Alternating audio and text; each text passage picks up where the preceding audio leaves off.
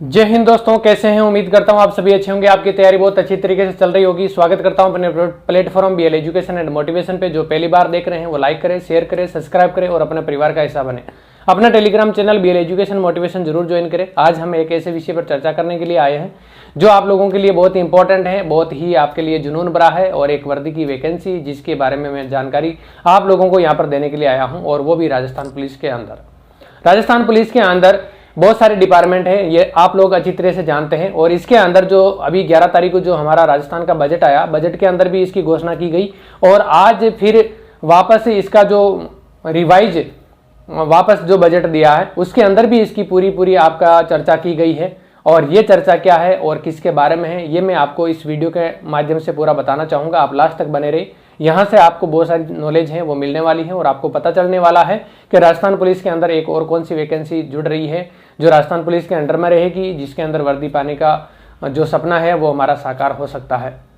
दोस्तों, ये वैकेंसी है RISF, जो मैंने पहले भी आपको बताया था, राजस्थान इंडस्ट्रियल सिक्योरिटी फोर्स, यानी कि राजस्थान औद्योगिक सुरक्षा बल, जो केंद्र के अंदर CISF central industrial security force, केंद्रीय औद्योगिक सुरक्षा बल के तर्ज पे ही राजस्थान के अंदर ये RISF बनाया गया है। इसकी बजट के अंदर भी घोषणा की गई, इससे पिछले बजट में भी घोषणा की गई थी। अभी जो 11 तारीख को बजट आया उसमें भी घोषणा की गई कि इसके अंदर 2000 पदों पर वैकेंसी की जाएगी, और अभी जो रिवाइज बजट वापस दिया है उसके अंदर भी इसमें बताया गया है कि इसके अंदर वैकेंसी की जाएगी।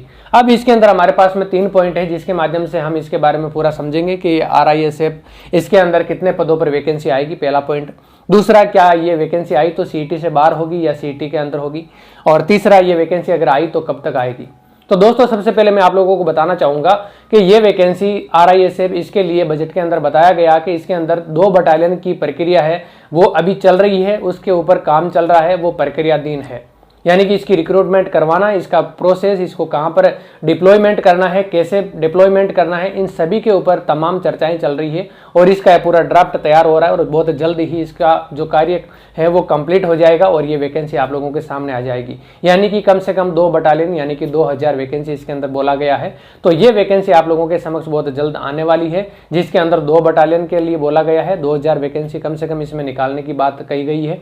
और इसके बाद में एक वैकेंसी आप लोगों के पास में और बोला गया कि इसकी टोटल 3 बटालियन खड़ी की जाएगी, और एक बटालियन के अंदर लगभग 1100 के लगभग पद होते हैं, तो कुल मिला के अगर हम 1000 भी माने तो भी 3 बटालियन के 3000 पद जिनकी स्वीकृति यहाँ तक मिल चुकी है, और जिनकी 2000 पदों की प्रक्रिया है वो कंप्लीट हो चुकी है, और प्रक्रियाधीन है। अगर थोड़ा बहुत बचा हुआ है तो वो प्रक्रिया कंप्लीट होकर आप लोगों के सामने बहुत जल्द ये वैकेंसी आ जाएगी।